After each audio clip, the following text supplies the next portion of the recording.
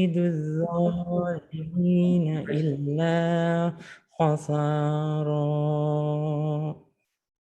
Sadaqallahul Azim. Dan kami turunkan dari Al-Quran suatu yang menjadi penawar dan rahmat bagi orang-orang yang beriman, dan Al-Quran itu tidaklah menambah kepada orang-orang yang zalim selain kerugian.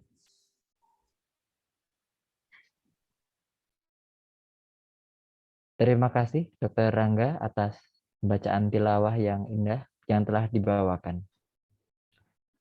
Bapak Ibu rekan sejawat yang dirahmati Allah, menginjak acara berikutnya adalah sambutan oleh Kepala Program Studi Ilmu Kesehatan Mata FKKMK UGM.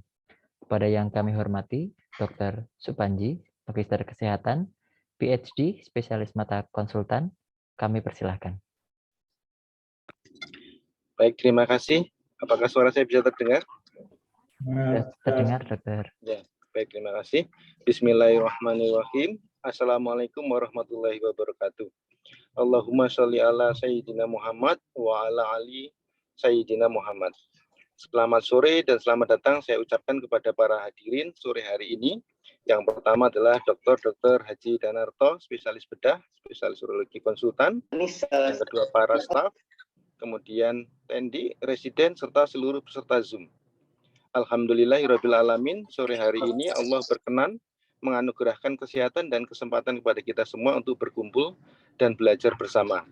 Para hadirin, sebagai info bahwa ini adalah kajian pertama dalam rangkaian Karomah atau kajian Ramadan Mata Gajah Mada.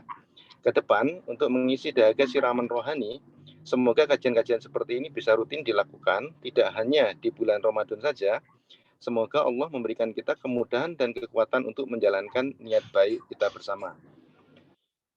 Para hadirin, sebagai dokter, kita diberikan amanah oleh Allah yang tidak diberikan kepada profesi lain, yaitu mencurahkan ilmu kita untuk membantu pasien dan mencari pengobatan. Ini merupakan hal yang sangat mulia. Jika kita senantiasa berupaya untuk memberikan pelayanan yang baik untuk pasien, maka seluruh upaya tersebut akan dicatat sebagai amal solih yang insya Allah akan memberatkan timbangan kebajikan kita di hari akhir. Begitu juga sebaliknya, ketika kita melayani pasien tersebut dengan niatan yang kurang sempurna, tidak memberikan apa yang menjadi hak pasien, tidak memperlakukan pasien dengan baik, maka kita pun akan mendapatkan ganjaran yang sesuai dengan apa yang kita niatkan dan kita perbuat. Alangkah ruginya waktu dan tenaga yang kita gunakan untuk pelayanan yang kurang semestinya tersebut. Semoga dengan kajian hari ini oleh Bapak Haji Danarto, kita dimampukan oleh Allah untuk memberikan pelayanan yang semoga Allah kategorikan sebagai amal soleh yang memberatkan timbangan kebajikan kita di hari perhitungan besok. Demikian sambutan yang bisa saya sampaikan. Semoga Allah merahmati kita semua. Amin ya robbal alamin. Wassalamualaikum warahmatullahi wabarakatuh. Terima kasih Dr. Panji atas sambutan yang telah diberikan pada kegiatan kali ini. Bapak Ibu, rekan sejawat yang dirahmati Allah, menginjak acara berikutnya adalah sesi khutbah yang akan dibawakan oleh khotib kita hari ini. Beliau adalah Dr. Haji Danarto, spesialis bedah, spesialis urologi konsultan. Izinkan saya untuk membacakan kurikulum vitae singkat dari beliau. Dr. Haji Danarto, spesialis bedah, spesialis urologi konsultan, merupakan Ketua Program Studi Urologi di Universitas Gadjah Mada dan merupakan Ketua Ikatan Ahli Urologi Indonesia IAUI Cabang Yogyakarta, dan saat ini merangkap jabatan sebagai Direktur Rumah Sakit Andur Yogyakarta dan Sekretaris Ikatan Ahli Bedah Indonesia atau IKABI Cabang Yogyakarta. Dan Dr. Danarto juga sudah banyak pengalaman dalam mengisi ceramah-ceramah setiap minggunya di Rumah Sakit Anur. Baik, tanpa berlama-lama lagi, untuk Dr. Danarto, apakah sudah bergabung sama kita, Dokter? Ya, siap, sudah.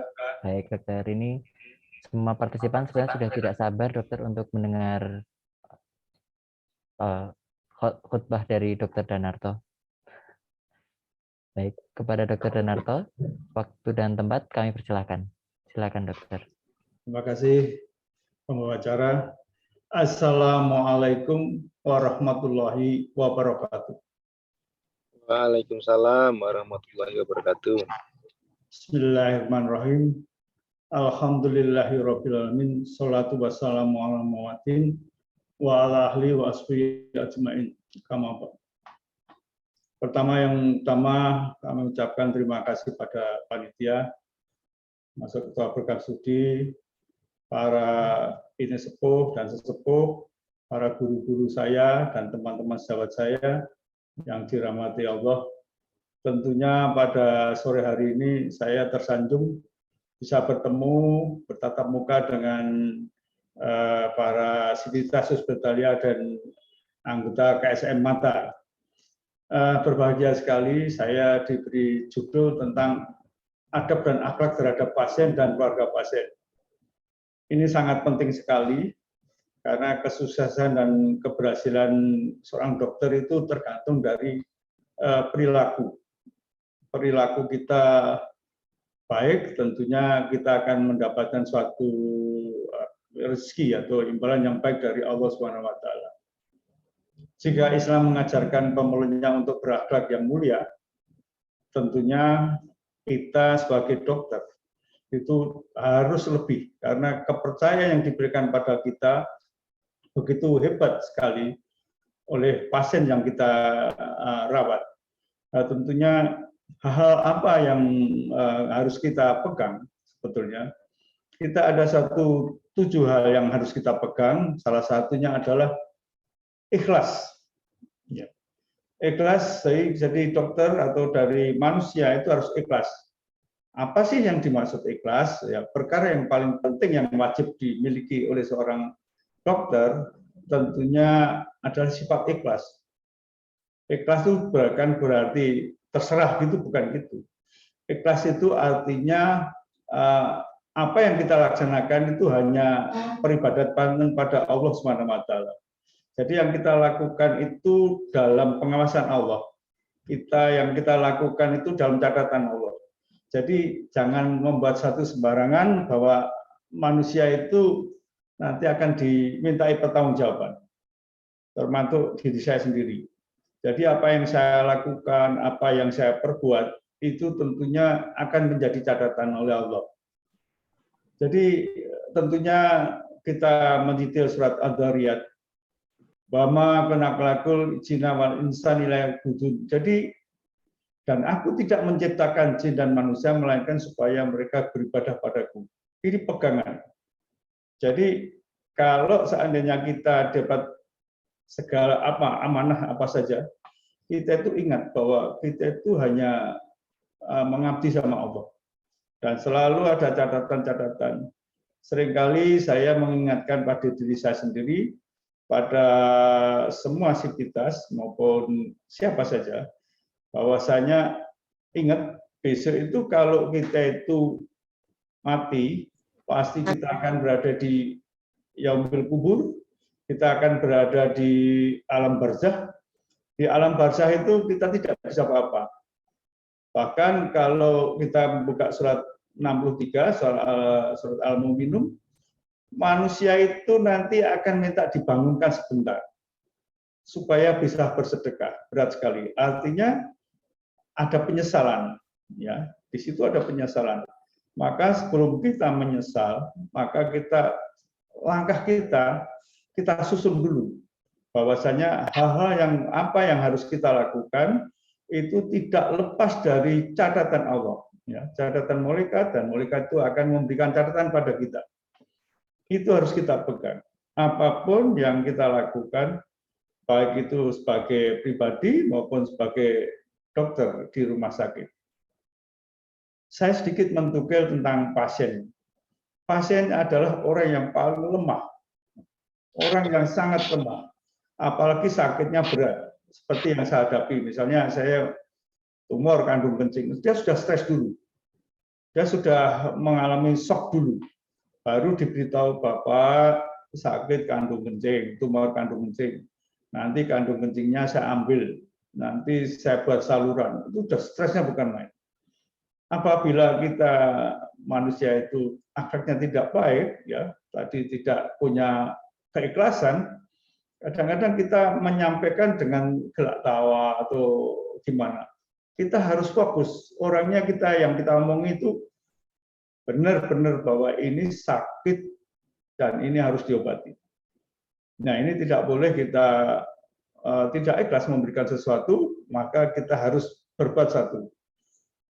Ya, sikap amal itu tergantung niatnya. Kalau niatnya kita itu akan membantu si sakit, bahwa yang saya lakukan itu akan menyembuhkan dia, mengikhtiarkan kesembuhannya dia, maka kita pasti serius. Kalau kita tidak tahu, pasti kita harus belajar. Tidak boleh kita mengabaikan ketika kita tidak tahu. Ya, jadi tentunya saya menekankan pada murid-murid saya bahwasanya belajarlah. Mumpung masih berada di tempat pendidikan, bertanya sebanyak-banyaknya supaya nanti kalau selesai harus bisa menjalankan profesinya. Keikhlasan akan memotivasi seorang dokter untuk mendapatkan balasan pahala sebelum dia mendapatkan keuntungan duniawi. Saya pribadi, saya 40 tahun, saya seangkatan dengan Dr. Retno, Dr. Agus Partoto, Prof. Agus, itu saya seangkatan. Jadi kami 40 tahun. Jadi apa yang saya dapatkan selama 40 tahun, itu bukan karena semata-mata usaha saya, bukan. Itu rezeki itu dari Allah. Kita bekerja secara ikhlas, kita bekerja secara sungguh-sungguh, pasti ada balasannya. Di antara kita, teman-teman seangkatan macam-macam ya, dengan kondisi yang macam-macam, Anda nanti bisa melihat teman-teman Anda kondisinya bagaimana. Jadi dengan ikhlas tentunya kita akan menyampaikan. Kemudian yang kedua yang perlu ada modal pada kita adalah takwa. Di antara hal yang paling penting yang harus dimiliki seorang dokter muslim adalah ketakwaan. Kita harus takwa. Takwa menjadi dirinya melakukan seluruh pekerjaan dengan baik, serta tidak kehilangan semangat ketika banyak orang yang meminta bantuan kita. Sering kali kita telepon dan sebagainya. Anda bisa tanya ke urologi barangkali. Saya itu kalau tidur saya taruh tuh telepon saya dekat itu. Jadi jangan sampai saya tidak dengar. Jadi dan saya biasanya kalau di konseling berapa 15 menit, 10 menit saya bisa datang. Ya, jadi Pak Presiden pada bingung, enggak apa-apa ini sama-sama kita akan melakukan keikhlasan, melakukan apa yang kita kerjakan. Kemudian pada orang yang punya ketakwaan, takwa itu apa toh? Jadi hati-hati, kita hati-hati. Seperti orang mau jalan di situ banyak duri atau paku atau beling gitu ya. Itu hati-hati kita, sangat hati-hati melakukan. Apa kata saya itu akan melakukan benar, apa tidak, sangat berhati-hati. Tentunya nanti kalau orang melihat, si pasien melihat dokter yang demikian, pasti dia akan tunduk dan patuh pada kita. Dan tidak selalu membuat satu hal gelisah dan sebagainya, enggak. Jadi wajah kita juga kita tampakkan, kita ketemu, salam, assalamualaikum, kita salaman. Saya sebutkan namanya, saya akan berusaha mengikhtiarkan apa yang sedang Anda sakit. Nah ini tentunya seringkali kita terlupakan. Jadi begini saudara-saudara, jadi kita harus punya ketakwaan yang tinggi. Ketakwaan pada Allah, ada rasa takut yang berlebihan. Jadi jangan sampai ada sesuatu pada diri kita ini yang melanggar aturan Allah. Itu bagaimana? Apapun yang kita lakukan. Misalnya ya, satu contoh saya misalnya. Saya laki-laki berhadapan seorang pasien wanita. Saya tahu harus adabnya bagaimana. Wajah saya tidak boleh menatap mukanya. Ya, jadi kalau saya ngomong, saya kadang-kadang natap sebentar, tunduk, jadi tidak melotot gitu, menatap. Ya, itu caranya begitu. Kemudian kita harus punya akhlak yang baik. Dokter muslim selainnya bersikap tawadhu ya terhadap rekan-rekan kerjanya, baik sesama dokter maupun rekan kerjanya. Jadi kita harus menghargai, ya saya itu menghargai ya mungkin presiden sudah capek, Nah, Assalamualaikum ini pasien apa yang bisa saya bantu, apa yang sudah Anda kerjakan. Sekaligus dengan para teman sahabat kita, perawat atau para medik yang lain, kita juga tegur sapa, Mbak, saya apa yang bisa saya bantu, Mbak. Nah, Pak, apa yang bisa. Nah, ini sikap itu nanti semuanya akan hormat pada kita. Karena sikap akhlak kita yang baik, saya ingatkan bahwasanya Rasulullah SAW itu mulai dari saat berdakwah, saat mendapatkan wahyu, kemudian berdakwah, itu hanya dua yang disampaikan. Yang satu adalah ketauhidan dan yang kedua adalah akhlak. Jadi waktu zaman dulu orang jahiliyah itu ya kayak gitu. Maka Rasulullah itu merubah akhlak seseorang. Akhlak itu kalau zaman dulu itu budi pekerti lah istilahnya.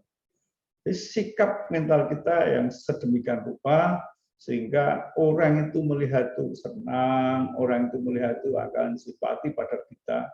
Nah, inilah tentunya yang harus kita miliki sebagai seorang dokter. Kemudian yang tidak kalah penting lagi adalah jujur. Kita harus jujur. Jujur merupakan salah satu sifat orang Muslim. Di situ sebenarnya disebutkan dalam surat At-Taubah yang berbunyi ya ayyuhalladzina amanu wa kunu mashadiqin. Jadi hai orang-orang yang beriman, bertakwalah pada Allah dan hendaklah kalian bersama orang-orang yang jujur. Ini ditekankan banget di dalam Al-Quran, cukup ini di dalam Al-Quran. Kejujuran tidak hanya dalam perkataan saja, namun juga dalam niat dan perbuatan. Jadi kita kalau akan melakukan sesuatu, minta izin, dan gitu. Andai kata, itu saya lakukan dulu. Saya yang mengalami residen, yang belajar. Andai kata saya tidak tahu, saya biasa saja sebentar, saya keluar sebentar, saya baca. Jangan berbohong, jadi harus jujur. Nanti kita baca, nah gitu. Kemudian kita konsul pada konsulen. Kalau ada senior, kita bisa konsul pada senior kita. Ini gimana ya? Jangan melakukan sesuatu yang tidak sesuai dengan prosedurnya. Bagaimana tugas yang harus kita lakukan? Kita harus sejujur-jujurnya. Memberikan pengobatan, menasihati pasien, juga dalam membuat penelitian ilmiah pun harus jujur. Jangan sampai kita membuat data fiktif dan sebagainya. Jangan. Pasti nanti ada akhir ujungnya itu ada masalah. Karena Allah itu akan mencatat segala sesuatu yang kita lakukan. Kemudian yang penting sekali tentang kejujuran, tidak diragukan lagi bahwa dokter muslim akan menjadi rujukan bagi orang yang memerlukan bantuan dan orang yang tersebut mempercayai perkataan dan perbuatan kita. Dokter Danarto begini tidak mungkin kalau tidak dipercaya orang. Ya. Saya sekali ketahuan tidak jujur, pasti sudah dicoret. Pasti orang tidak mau konsul saya, pasti orang tidak mau periksa saya. Satu contoh kalau di rumah sakit saya itu adalah kita setiap yang saya lakukan itu saya rekam, ya, saya rekam dan itu rekamannya saya kasihkan pasien ketika pasien pulang. Apa yang saya katakan, apa yang saya periksa di poli dan apa yang saya lakukan di kamar operasi harus sama. Bisa lain kalau ketemu yang lain, kita harus menerangkan. Nah, yang kita ketemukan misalnya tadi ada 2 diagnosis, ternyata ada 3 diagnosis. Ketika dia bangun, kami memberitahukan. Sebelum dia bangun, kami memberitahukan keluarganya bahwa yang saya ketemukan demikian. Nanti Bapak atau Ibu atau adik atau Mas bisa lihat film yang saya buat. Jadi saya buat rekaman, saya ada di ini yang di belakang saya itu perpustakaan ya. Kami punya Danartos Urologi Corner, dari pojok Danarto. Ini ada catatan-catatan banyak sekali, ada rekaman-rekaman, ada 14.800 dan lagi rekaman. Nah, itu yang saya buat. Dalam hal ini bisa untuk belajar, bisa saya lihat lagi, saya bisa mana yang masih kurang bagus yang saya lakukan. Kemudian yang berikutnya lagi adalah amanah. Dokter Muslim atau kita harus punya amanah. Amanah kalau yang dipercaya, dokter diberi amanah terhadap kehidupan dan kehormatan seseorang. Jadi hidup dan cacatnya seseorang itu diserahkan pada kita. Ya. Sehingga dia harus menunaikan amanah tersebut dengan cara yang benar.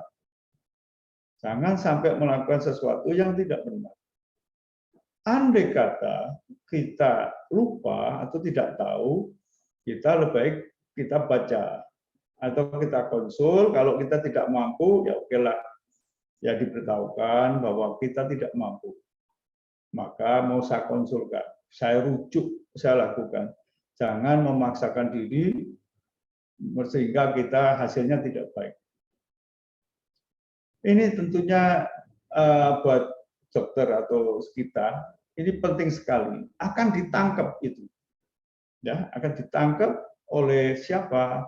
Oleh pasien, oleh teman sejawat kita, oleh mungkin saya peserta didik saya, termasuk rekan-rekan kita kerja bersama, entah itu nurse maupun radiografer maupun siapa yang berhubungan dengan saya maupun tim-tim patologi klinik yang lain.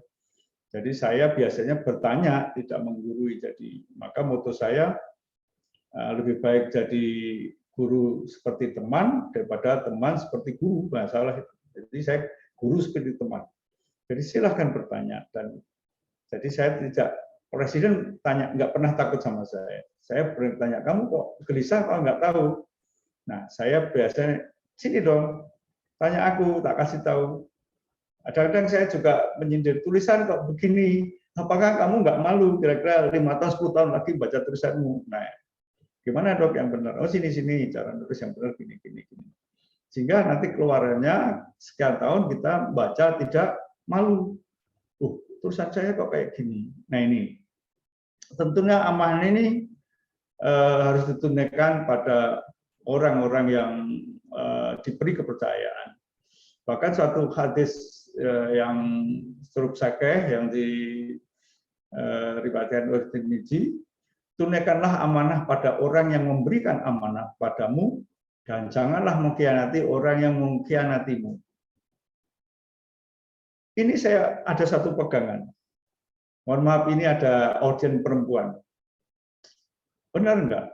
Kalau seorang perempuan itu sekali ketipu, sekali dikhianati, ingat terus enggak? Ingat itu, pasien juga gitu. Jadi sekali kita melakukan satu khianatan atau melakukan yang tidak amanah atau khianah, ingat terus. Sepanjang masa dilupa-lupakan, tetap ingat terus. Nah ini saudaraku yang dihormati, tentunya sangat penting sekali, amanah itu harus kita pegang, kita tunaikan. Seperti hadis Rasulullah tadi. Kemudian Rasulullah SAW melarang berkhianat terhadap orang yang mengkhianati kita. Walaupun tahu orang mengkhianati kita tidak boleh berkhianat. Pernah kan kita mengalami dikhianati? Pernah kan? Tapi kita jangan mengkhianati lagi. Ini pesan Rasul ini.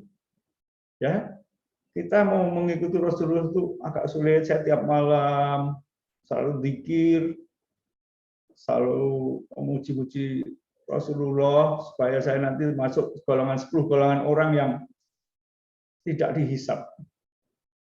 Allah masih ingat kita karena kita kesayangan kita pada Allah, pada Rasulullah. Nah, jadi tentunya orang yang mengkhianati kita nggak perlu khianati lagi, nggak usah. Kita doakan supaya tidak mengkhianati. Maka bagaimana lagi bagi orang yang mempercayakan jiwa dan kehormatan pada kita? Pasien itu kan mempercayakan jiwa dan kehormatan pada kita. Apalagi saya, terus terang. Saya bergerak bekerja di sekitar alat vital. Sopan santun nomor 1. Jadi cara saya minta izin, mau periksa. Kadang-kadang dijawab, maaf dokter, saya belum siap. Oke, bagus. Kita nggak usah maksa. Nanti lain kesempatan, pikir dulu di rumah. Nanti datang lagi. Jadi tidak usah, gimana dokter kalau nggak meriksa dia harusnya tahu. Nggak usah. Kita menghormati dia.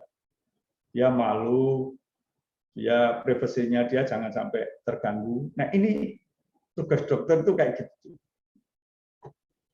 Ada satu kataan Ibnul Qayyim, para dokter telah sepakat bahwa jika dimungkinkan untuk mengobati penyakit dengan pemberian makanan atau makanan tertentu, maka tidak perlu menggantikan dengan pemberian obat. Masuk saya. Jadi misalnya orangnya itu ngompol gitu ya. Ngompol itu kan banyak sekali faktornya. Faktor psikologis ya, faktor-faktor macam-macam. Jadi saya biasanya saya edukasi dulu, nggak saya kasih obat, saya edukasi dulu. Coba dulu makan makanan yang membuat produksi urin banyak, hindarkan dulu. Makan gini. Ini kadang-kadang orang itu datang kemudian hari itu wajahnya sudah tenang gitu. Dokter, sudah bisa berkurang dokter, tapi masih terganggu dokter. Ya apa saya diizinkan memberikan obat. Mahal loh ya, saya bilang. Baik dokter, nggak apa-apa. Ya nanti ditebus paru dulu boleh gitu. Itu kita tuh santun, cara menyampaikan santun. Ya, jika dimungkinkan dengan pemberian obat tadi sembuh ya syukurlah.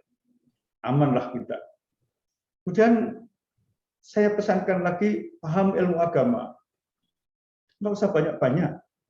Yang penting-penting aja.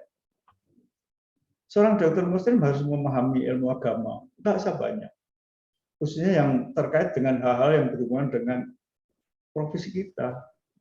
Misalnya ya, toharoh bagaimana, nanti ngasih tahu pada pasien.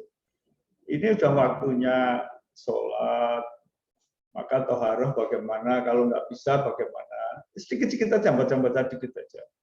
Maka berdoa, tidak boleh nggak sholat, walaupun sakit, boleh sambil tidur boleh, karena ada tuntunannya, boleh sambil tidur. Nah itu sambil bertahu. Mempelajari buku-buku agama itu tidak sulit. Banyak, saya monggo silakan kalau mau ke sini banyak buku-buku agama yang saya tulis, ya banyak sekali.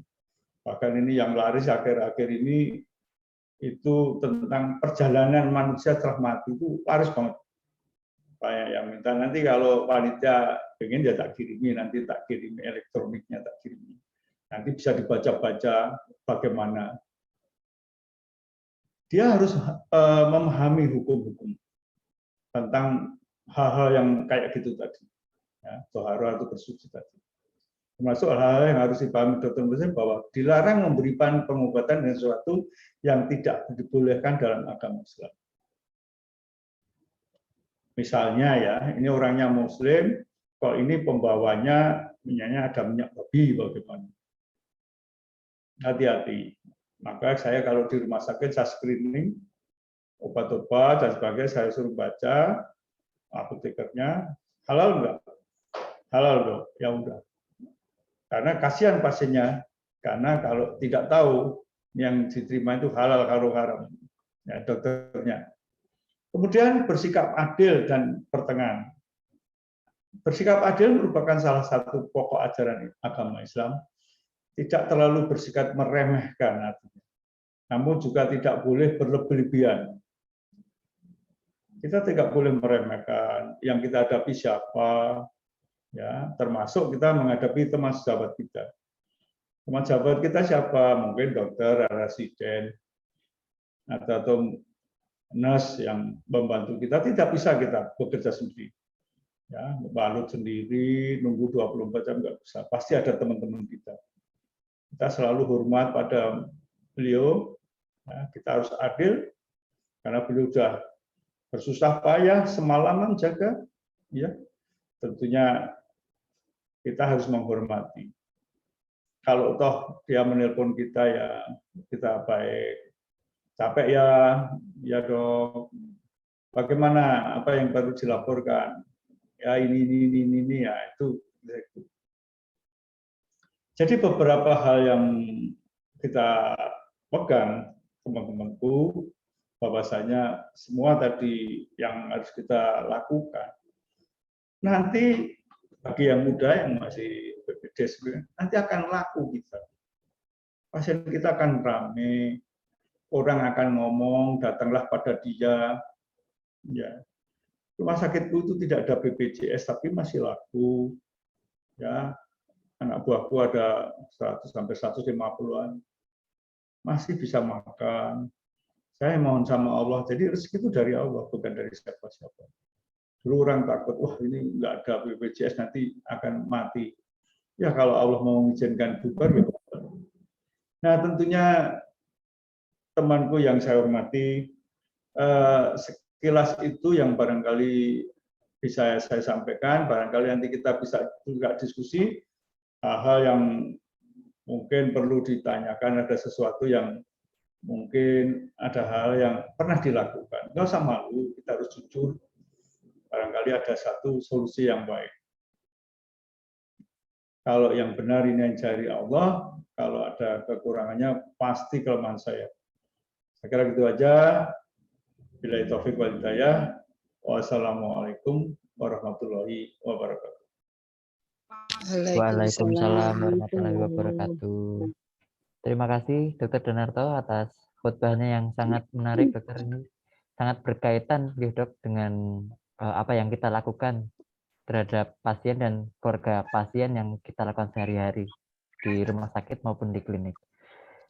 Baik, Dokter, ini kita masuk dalam sesi diskusi. Ini dari rekan-rekan residen atau peserta yang hadir dalam Zoom. Mungkin untuk bertanya bisa raise hand, nanti akan saya persilahkan untuk bertanya langsung kepada Dr. Danarto. Atau yang tidak bisa raise hand nanti bisa mengetikkan pertanyaannya di kolom chat, nanti akan kita bahas bersama-sama. Monggo, ini sudah ada satu dokter yang akan bertanya, ini dari rekan residen, Dokter Tania. Monggo, dokter. Ya, Assalamualaikum warahmatullahi wabarakatuh. Waalaikumsalam warahmatullahi wabarakatuh.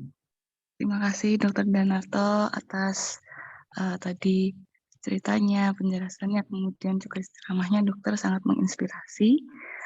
Izin bertanya dokter, terkait dengan pengalaman, pernah ada pasien yang dioperasi mata nih dokter, itu setiap divisi ditanyakan keluhan selalu menjawab saya rasanya ingin mati terus, seperti itu dokter. Nah, dan sudah disemangati oleh keluarga, oleh teman-teman sejawat dan residen yang visit pun juga masih keluhannya seperti itu. Nah, mohon asupan dokter terkait tips dan triknya untuk menghadapi kondisi seperti itu, dokter. Terima kasih, dokter. Terima kasih, Dr. Tania. Astagfirullahaladzim, memang begitu. Saya pun juga sering menemukan hal yang demikian. Maka saya, karena ada banyak orang yang wah pengen meninggal, pengen itu, maka saya membuat buku itu. Nanti melalui Mbak Bibi atau siapa tak kirim itu. Jadi besok tuh manusia itu menyesal bahwa apa yang kita lakukan ini ya dari kita dilahirkan sampai sakit itu, apa yakin bahwa perbuatan kita itu baik di mata Allah? Jangan melakukan sesuatu yang menghentikan kita, padahal kita belum bisa berbuat baik. Nah, bagaimana caranya? Nggak mungkin kita nggak buat salah. Pasti kita pernah melakukan salah. Caranya adalah tobat. Ya. Jadi pasien itu tadi kasih tahu, udahlah sabar dulu, bekalnya kan belum banyak, maka tobat dulu. Itu nggak usah diinget-inget aja sakitnya, sakit matanya, sakit itu nggak usah diinget-inget dulu. Nanti baik malam hari maupun pagi hari, sholat tobat. Sholat tobat itu gampang banget.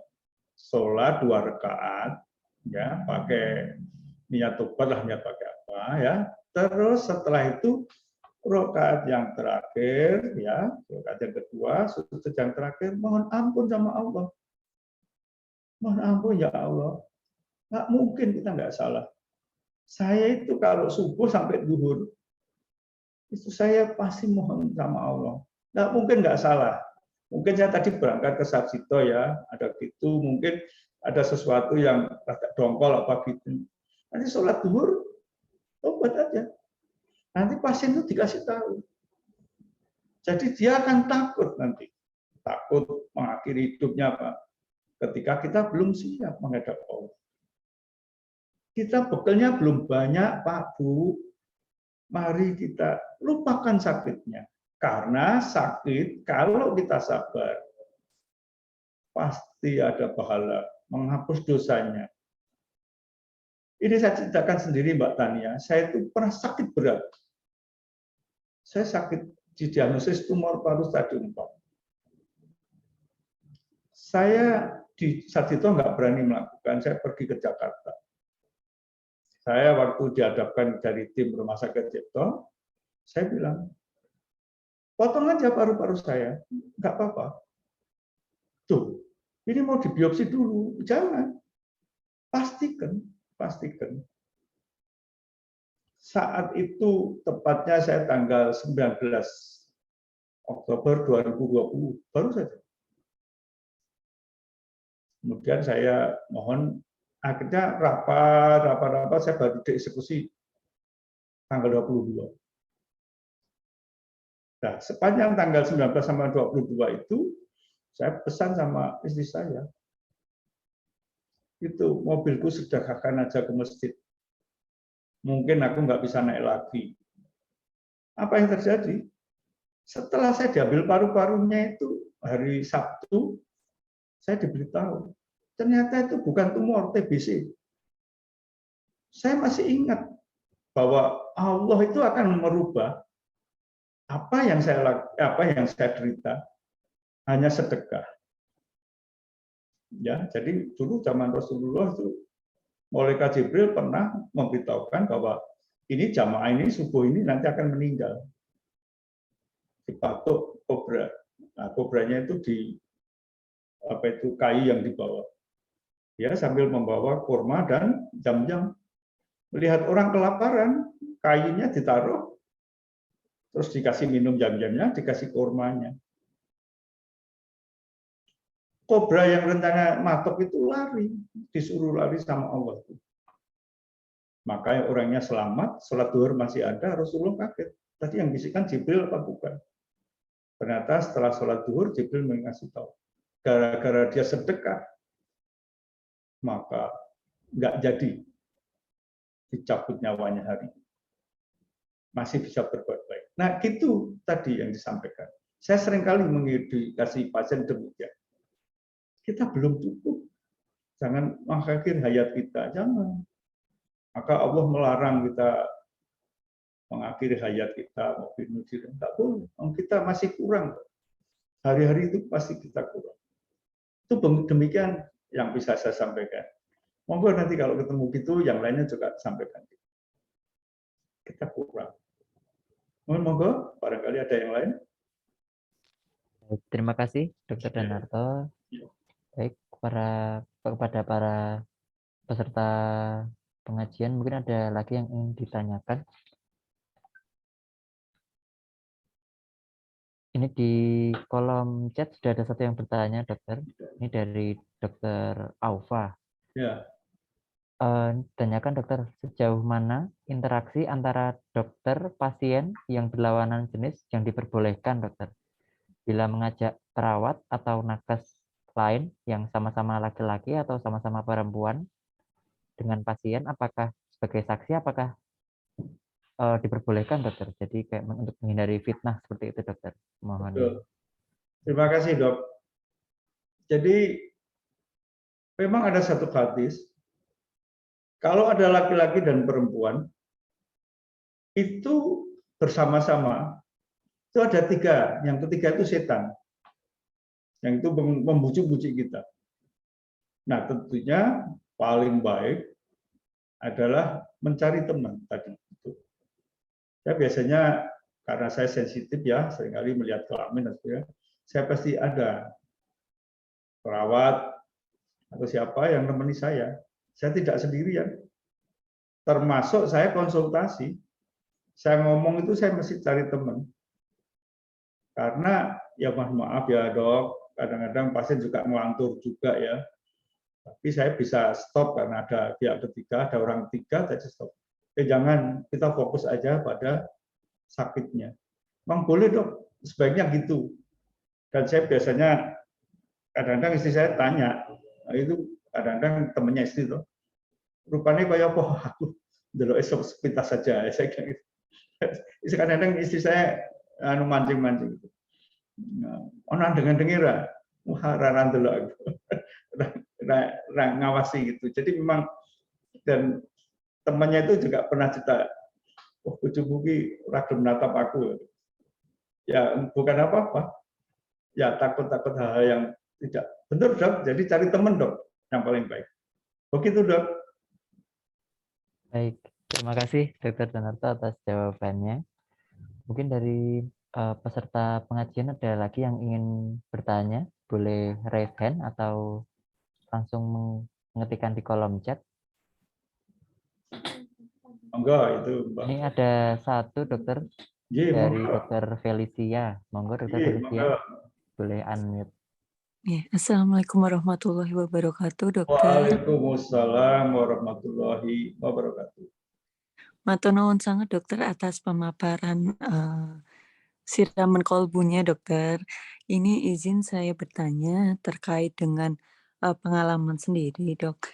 Jadi antara hubungan dokter dan pasien itu termasuk salah satu yang perlu kita jaga adalah kepercayaan pasien terhadap kami.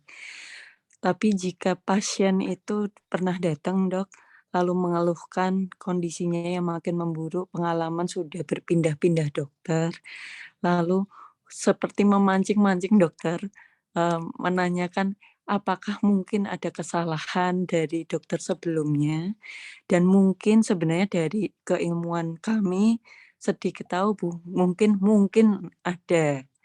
Nah itu bagaimana kami harus menyikapi, karena di satu sisi kami harus menjaga hubungan antar dokter, tapi di sisi lain sebagai muslim kita harus amanah nggih dokter terkait dengan kondisi pasien. Mohon asupannya dokter, matur nuwun sangat. Ya, terima kasih Mbak Widya Putri. Pertanyaannya bagus sekali. Allah itu menghijab kita. Coba andai kata kesalahan kita itu dibuat dot-dot di muka kita.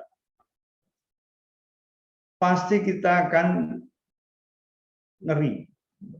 Atau kesalahan itu dulu pernah diceritakan sahabat Rasul, kalau andai kata kesalahan itu bermuncul bau gitu ya, pasti orang nggak akan mau dekat-dekat kita.